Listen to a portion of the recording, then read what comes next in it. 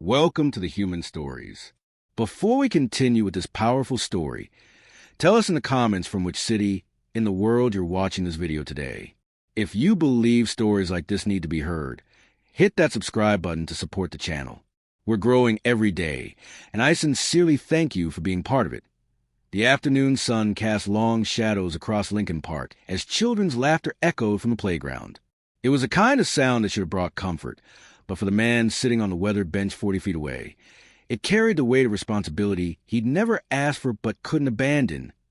Marcus Thompson had been living in this park for 8 months now. His cardboard sign, weathered and torn at the edges, simply read, "Homeless Veteran, God Bless." Most people who passed by saw exactly what they expected to see. Another casualty of war, another broken soldier who couldn't find his way back to civilian life. They weren't entirely wrong, but they weren't entirely right either. The bench had become his observation post. From here, he could see the playground, the walking paths, the parking lot, and most importantly, the 3 corners where the Crimson Serpents like to conduct their business. At 52, Marcus had learned that survival wasn't about strength or weapons. It was about positioning, patience, and knowing when to act. The gang had been escalating their activities in the neighborhood for months. What started as petty drug dealing had evolved into intimidation, extortion, and increasingly bold displays of violence. The police responded to calls, but by the time they arrived, the Serpents had melted back into the community, indistinguishable from the dozens of other young men who hung around the area. Marcus had been watching them, learning their patterns, cataloging their hierarchy. The leader was a 19-year-old named Rico who compensated for his small stature with excessive aggression. His lieutenants were Carlos, built like a linebacker but with the impulsive temper of someone who'd never learned consequences, and Danny, thin and wiry, whose cold eyes suggested he'd already crossed lines that couldn't be uncrossed. The children who played in the park were primarily from the surrounding apartments, working-class families where parents pulled double shifts and relied on the community to help watch their kids. Marcus had observed the subtle changes in their behavior over the past few weeks. The laughter came less frequently. Parents picked up their children earlier. The playground, once filled until sunset, now empty by 4 o'clock. Today felt different. Marcus had noticed a tension in the air since morning, the way the Serpents gathered in larger numbers, the aggressive posturing that suggested something was about to escalate. He positioned himself on the bench earlier than usual, his worn military jacket pulled tight against the October chill. The first sign of trouble came at 3:47 p.m. Marcus didn't need to check his watch. His internal clock, honed by years of military precision, automatically tracked time. Rico and his crew approached the playground with the swagger of young men who mistaken fear for respect. They positioned themselves near the swing set, deliberately close enough to the children to send a message. 8-year-old Maria Gonzalez was on the monkey bars when Rico walked up and shook the metal structure, causing her to lose her grip and fall to the ground. Her cry of pain and fear cut through the afternoon air like a blade. Her older brother, 12-year-old Luis, rushed to help her up, his face torn between anger and the wisdom of someone who learned early that standing up to bullies often made things worse. "You need to find somewhere else to play," Rico called out, his voice carrying the artificial authority of someone trying to claim territory. "This playground is under new management." The few parents present quickly gathered their children, whispering urgent instructions to stay close and quiet. Marcus watched from his bench, his hands resting calmly on his knees, his breathing steady and controlled. To anyone observing, he appeared to be just another homeless man, possibly intoxicated or mentally ill, staring blankly at the scene unfolding before him. But behind his weathered exterior, Marcus was conducting a tactical assessment. 3 primary targets. Rico, the leader, approximately 5'7", 160 pounds, carrying what appeared to be a switchblade in his right front pocket. His body language suggested he was right-handed, and his stance indicated limited formal combat training. Carlos, the enforcer, 6'2", 220 pounds, hands that showed calluses from manual labor, but also the soft edges of someone who relied more on intimidation than actual fighting. Danny, the wild card, 5'10", 150 pounds, but with the coiled energy of someone who'd been in real fights. His eyes constantly scanned the environment, and his hands remained loose at his sides. He was the most dangerous of 3, if the playground equipment would provide both cover and obstacles. The swing set chains could be used as weapons if necessary. The slide offered elevation advantage. The sandbox provided projectiles. Most importantly, the positioning of the children and remaining adults created a complex field of fire that would require precise, controlled movements to avoid civilian casualties. Marcus had learned these calculations in places whose names appeared in classified briefings rather than tourist guides. Force Recon had trained him to process multiple variables simultaneously, to see threats and opportunities in the same glance, to move with lethal precision while maintaining perfect awareness of collateral damage potential. But that had been another life.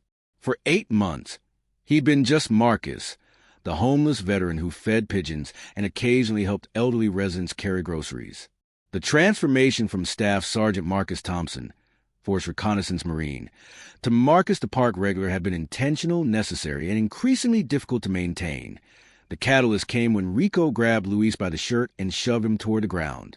The boy stumbled but didn't fall, his face flushed with the humiliation of being handled like a child in front of his younger sister. Maria began crying harder, clutching her scraped knee. "I said this playground is closed," Rico announced, his voice rising to ensure everyone in the area could hear. "Anyone who wants to use it needs to pay the toll." Carlos laughed, a sound devoid of humor. "Yeah, $5 per kid, per hour. That's fair, right?"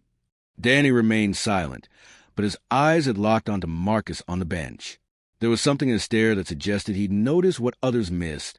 The way Marcus sat perfectly still, the controlled breathing, the eyes that tracked movement without seeming to focus on anything specific.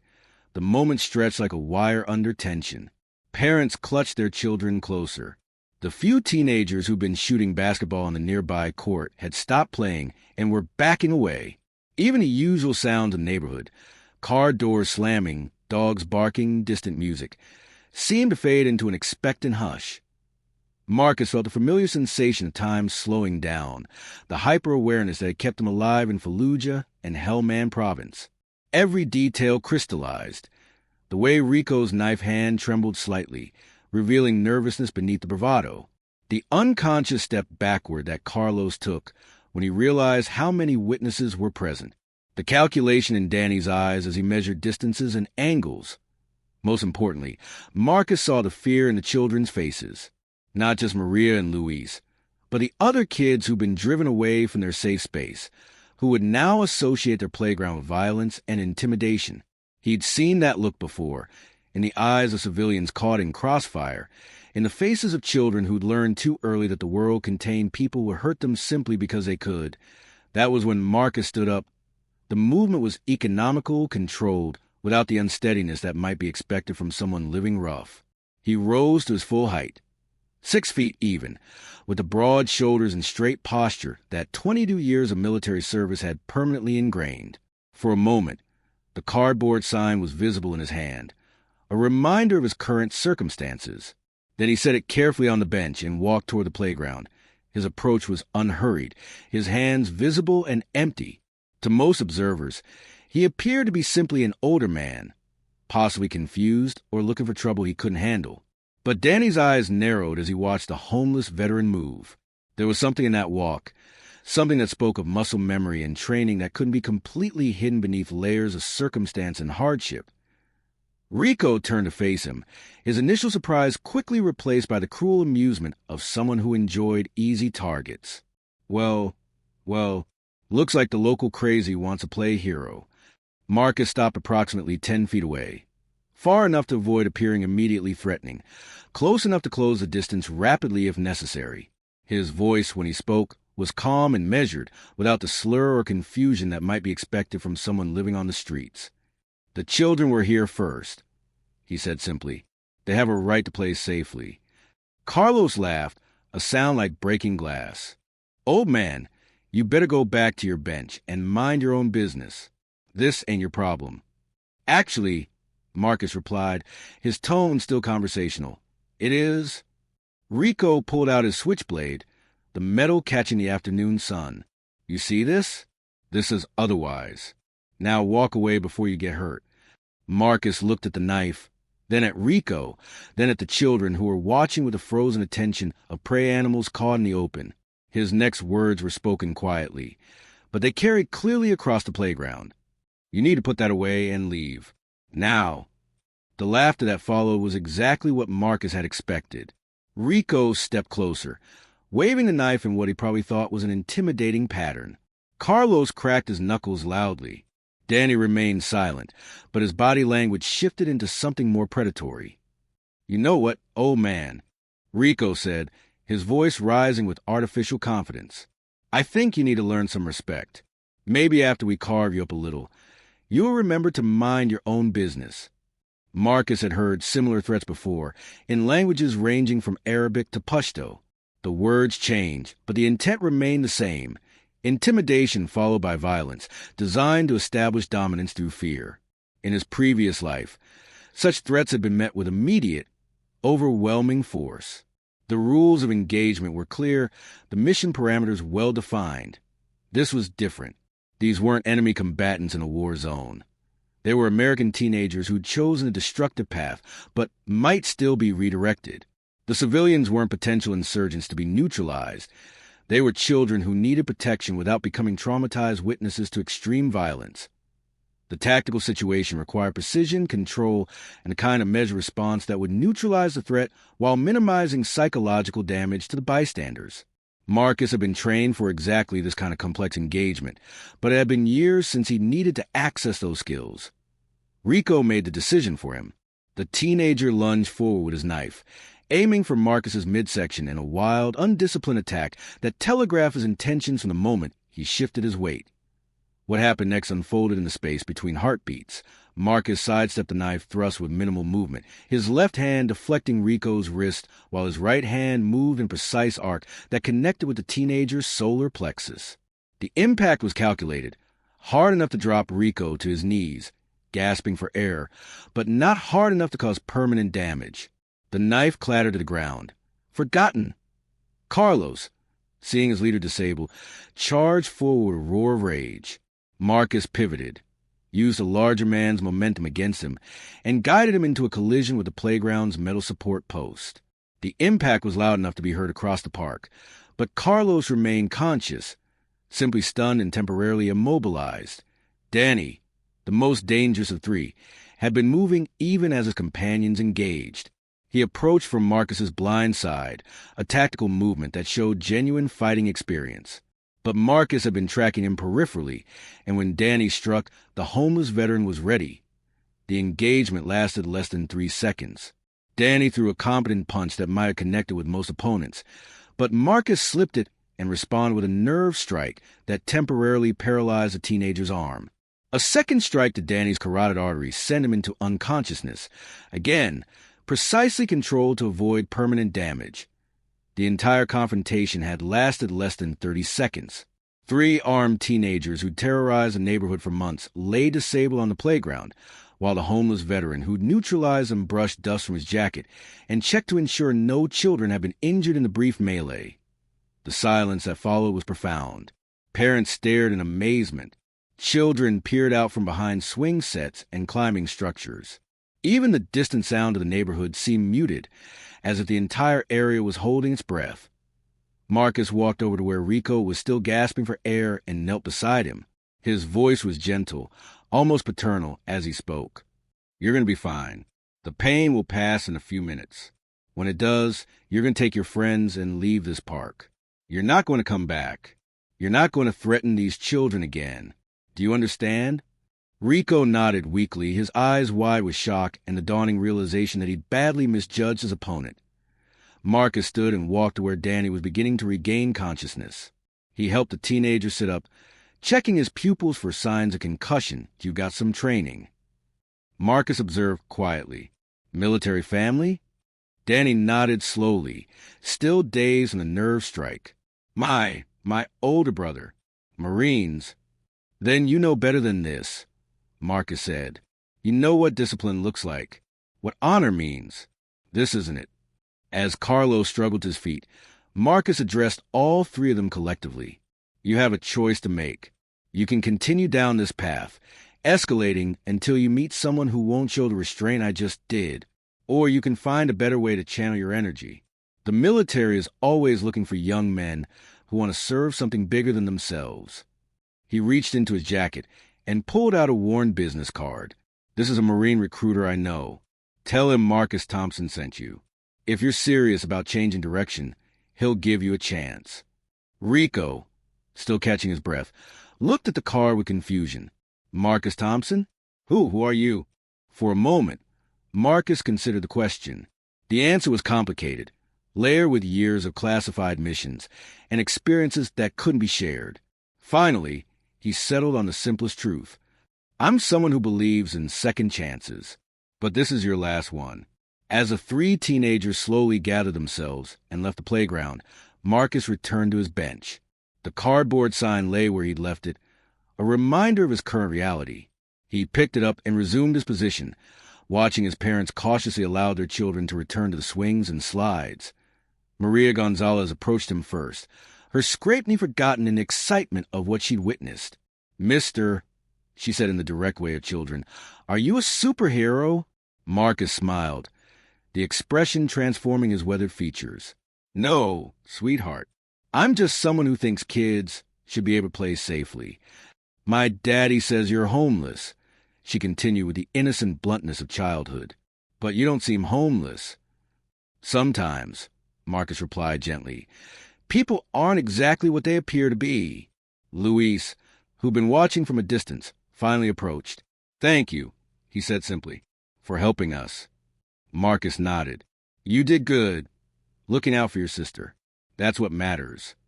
As the afternoon wore on, word of the incident spread through the neighborhood.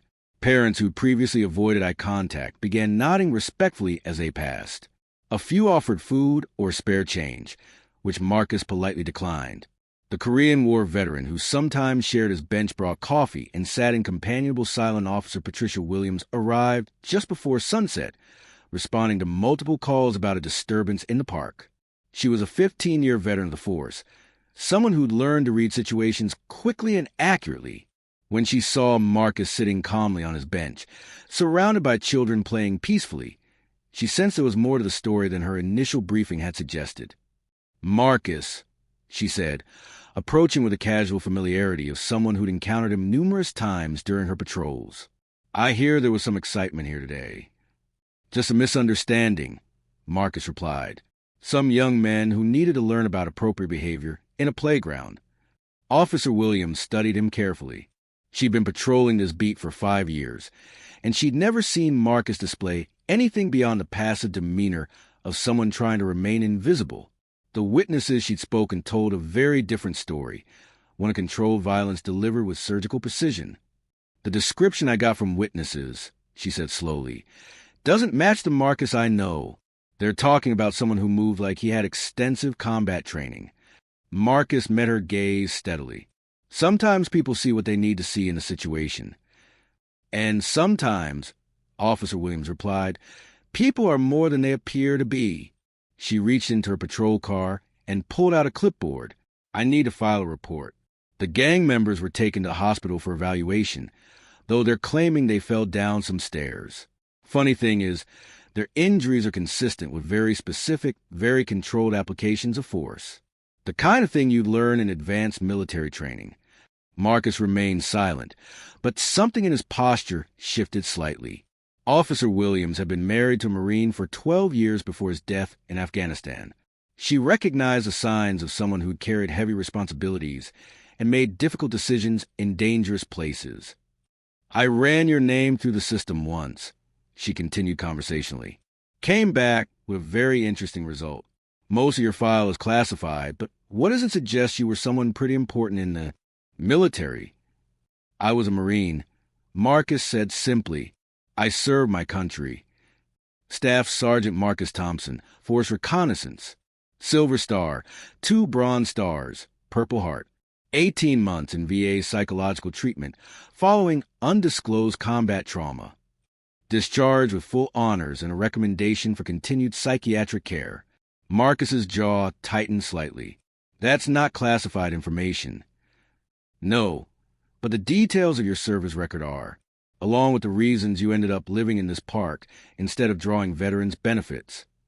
Officer Williams sat down on the bench beside him. "What happened, Marcus?" The question hung in the air like smoke. Marcus stared across the playground, where children were being called home for dinner.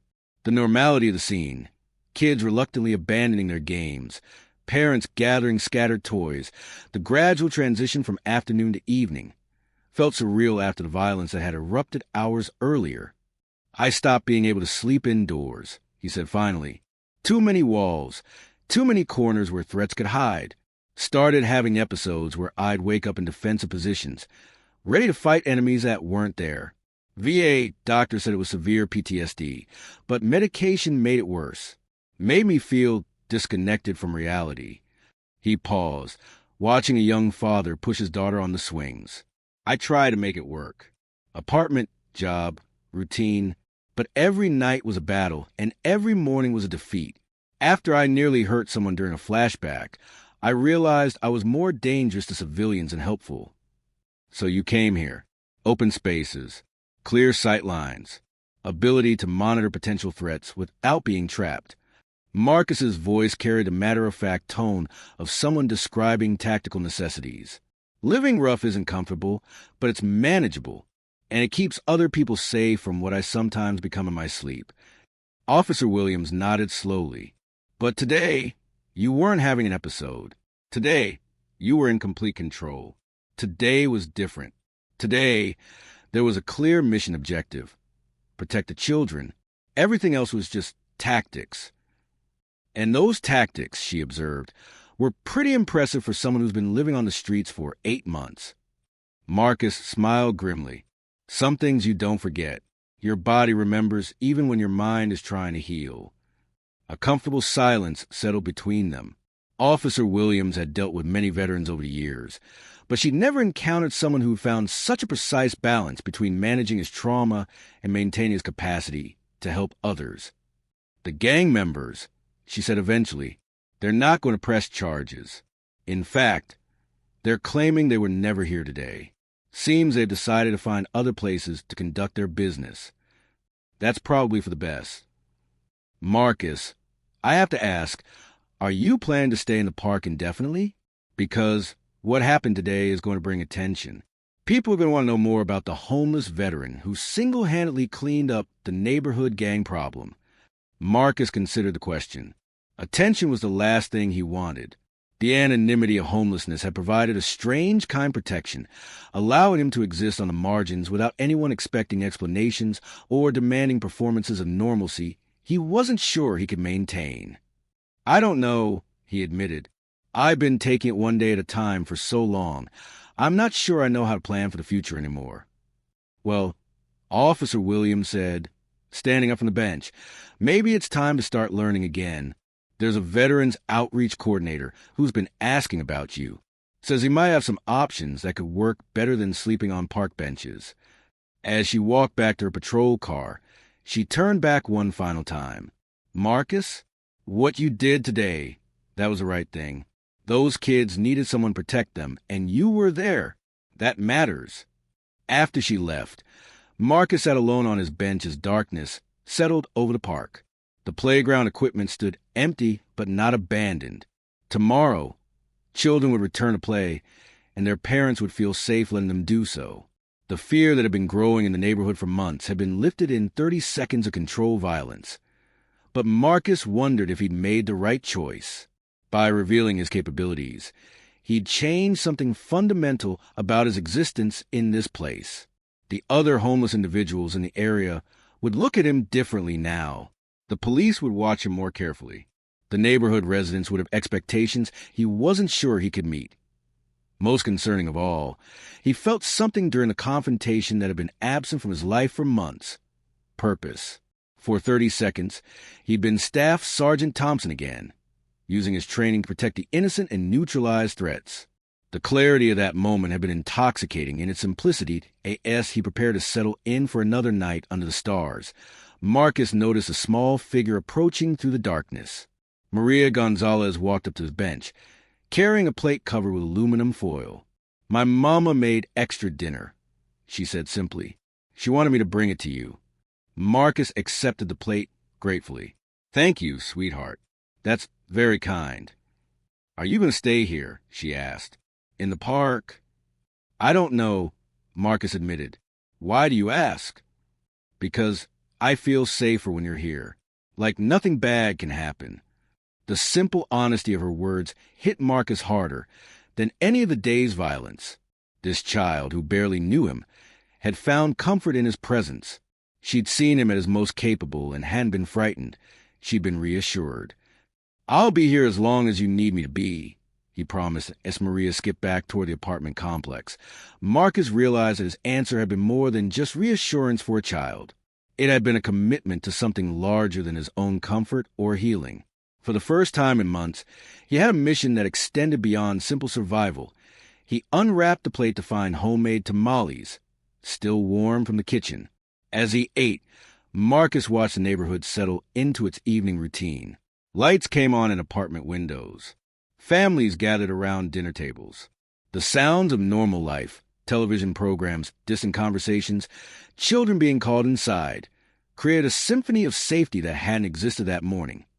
Tomorrow would bring new challenges. The gang members might return with reinforcements. Other criminal elements might test the boundaries of his protection. The attention from law enforcement and social services would increase. But tonight, children were sleeping safely in their beds, and that was enough. Marcus finished his dinner and carefully folded the aluminum foil, tucking it into his jacket pocket. He stretched out on the bench, pulling his worn blanket around his shoulders, and began the nightly ritual of checking sight lines and identifying potential threats. But for the first time in months, the hypervigilance felt less like paranoia and more like purpose. Above him, stars emerged one by one in the clear October sky. Marcus named them silently, using the navigation skills he'd learned in reconnaissance training. North Star, Cassiopeia, Orion's Belt. The same stars that had guided him through night missions in hostile territory now provided comfort in this urban wilderness. Sleep began to claim him. Marcus heard the distant sound of children's laughter from one of the apartment buildings. Tomorrow, that laughter would return to the playground, and he would be here to ensure it remained safe. Staff Sergeant Marcus Thompson, Force Reconnaissance Marine, had found his new post.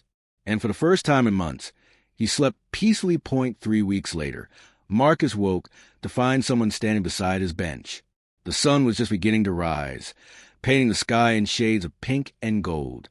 The figure was backlit, making identification difficult, but the military bearing was unmistakable.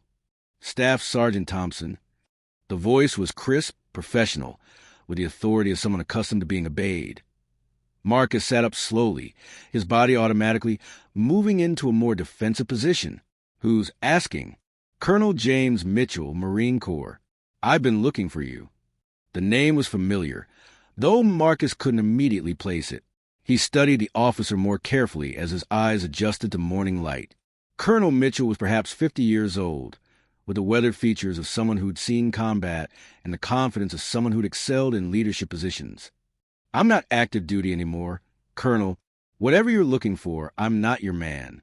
Actually, Colonel Mitchell said, settling onto the bench beside him, I think you're exactly the man I'm looking for. I've been tracking your activities for the past month.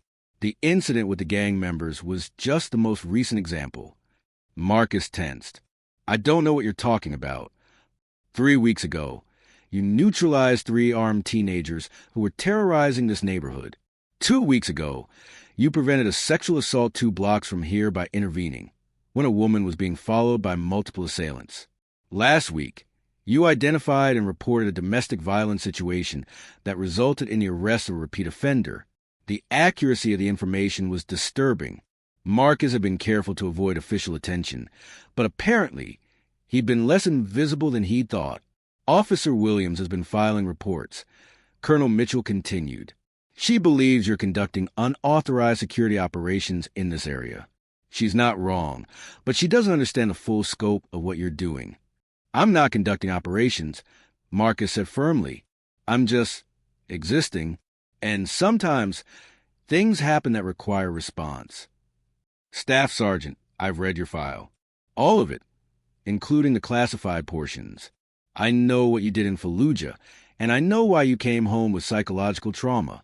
But I also know that your instincts and training are as sharp as ever. Colonel Mitchell reached into his jacket and pulled out a tablet. I want to show you something. The screen displayed a map of the surrounding neighborhood, marked with various color pins. Red pins indicated violent crimes. Yellow pins showed drug-related incidents, and green pins marked locations where crimes have been prevented or interrupted. This is a 6-month overview of criminal activity in this area, the colonel explained. Notice anything interesting about the pattern? Marcus studied the map carefully. The red pins were clustered in areas beyond his normal range of observation. The yellow pins showed a dramatic decrease in the immediate vicinity of the park. The green pins formed to protect the perimeter around the playground and surrounding apartment complex. The crime rate in the 6-block radius has dropped by 70% since you took up residence here, Colonel Mitchell said. Not because of increased police presence, not because of community programs, but because one highly trained Marine has been providing informal security. It's not intentional, Marcus insisted. I'm not running operations. I know. That's what makes it so impressive. You're doing this purely on instinct, using skills and awareness that are so deeply ingrained they function even when you're not consciously deploying them. The colonel closed the tablet and studied Marcus with the evaluating gaze of someone making a crucial decision. I have a proposition for you. I'm not interested in re-enlisting. I'm not asking you to. I'm asking you to consider a different kind of service. There's a program highly classified that places skilled operators in civilian environments where they can provide security without official recognition or oversight. Marcus felt a chill that had nothing to do with the morning air. Vigilante work. Community protection. Think of it as an extension of what you're already doing, but with resources, support, and coordination with law enforcement. You continue living as you do now, but with backup when needed and medical care when required. And in exchange, you do what you've been doing. Watch, assess, protect. But instead of just this one neighborhood, you be part of a network covering multiple areas. Other veterans, other skill sets, all working to keep communities safe. Marcus considered the offer. The idea of returning to structured service was appealing, but the thought of operating outside official channels raised concerns about accountability and oversight. Who runs this program, he asked. People who understand that sometimes the best way to protect citizens is to work outside the constraints of official bureaucracy. People who believe that trained operators shouldn't be wasted just because they can't function in traditional military or law enforcement roles. And if I say no, then you continue doing what you're doing, and I continue pretending I don't know about it. But Marcus, you have skills and instincts that could save lives on a much larger scale. The question is whether you're willing to use them in service of something bigger than just this one park. As if on cue, Maria Gonzalez appeared at the edge of the playground, ready to begin her morning routine of feeding the pigeons before school. She waved at Marcus with the casual familiarity of someone who'd come to see him as a permanent fixture in her world. She feels safe because of you, Colonel Mitchell observed. Imagine how many other children could feel that same security. Marcus watched the little girl scatter breadcrumbs for the gathering birds. 3 weeks ago, she'd been afraid to play in her own neighborhood. Now, she approached each day with the confidence of someone who knew she was protected. I need time to think about it, Marcus said finally. Of course, but don't take too long. The program is expanding, and we need experienced operators in supervisory roles. Someone who understands both the mission and the psychological challenges of this kind of work. Colonel Mitchell stood and handed Marcus a business card. When you're ready to talk, call that number. And Marcus, thank you for what you did here. These people don't know your name or your service record, but they know they're safer because of you. That's the kind of impact we're looking for. As the colonel walked away, Marcus studied the business card. It was plain white with only a phone number and a single line of text, service beyond self. Maria finished feeding the pigeons and skipped over to his bench. Who was that man, Mr. Marcus? Someone offered me a job, Marcus replied. Are you going to take it? Marcus looked around the park that had become his world. The playground where children played safely. The walking paths where elderly residents exercised without fear. The apartment buildings where families slept peacefully because they knew someone was watching over them. I don't know yet, Sweetheart, what do you think I should do? Maria considered the question with the seriousness that children bring to matters they perceive as important. Well, if it's a job helping people, then you should probably do it. That's what heroes do, right? And what if it means I might not be able to stay here in the park? Then you should make sure someone else can watch over us. But you should still help people wherever you go. The wisdom in her simple answer struck Marcus profoundly. He'd been thinking about the decision in terms of his own comfort and stability, but she'd immediately focused on the broader impact of his choice. You're pretty smart for 8 years old, he told her. My mama says I get it from my daddy. He's a soldier too, but he's far away right now. Marcus felt a familiar pang of recognition. Another military family. Another child learning to be strong, while her father served in distant places. The cycle of service and sacrifice that defines so many lives. Well, you tell your mama that she's raising a very wise daughter. As Maria headed off to school, Marcus sat alone with his thoughts and the business card. The sun was fully up now, bringing warmth to the October morning. The neighborhood was beginning its daily routine, and he found himself cataloging the signs of safety and normalcy that had become his benchmarks for success. Mrs. Chun from the apartment building was walking her small dog without the nervous glances that had characterized her behavior a month ago. The teenagers waiting for the school bus were laughing and joking instead of watching over their shoulders. The bodega owner was opening his shop with the confidence of someone who didn't expect trouble. Small changes, but meaningful ones. Proof that one person positioned correctly and acting with purpose could make a difference in the lives of many. Marcus pulled out his phone, a basic model provided by the VA for emergency use, and stared at the number on the business card. The decision wasn't really about whether to take the job. It was about whether he was ready to stop hiding from his capabilities and start using them in service of something larger than his own survival. He dialed the number. Colonel Mitchell? It's Marcus Thompson. I've made my decision. This story was brought to you by The Human Stories. Have you ever encountered someone who seemed ordinary but turned out to be extraordinary? Share your story in the comments and let us know how they impacted your life. If you believe stories like this need to be heard, hit that subscribe button to support the channel. We'll see you in the next one.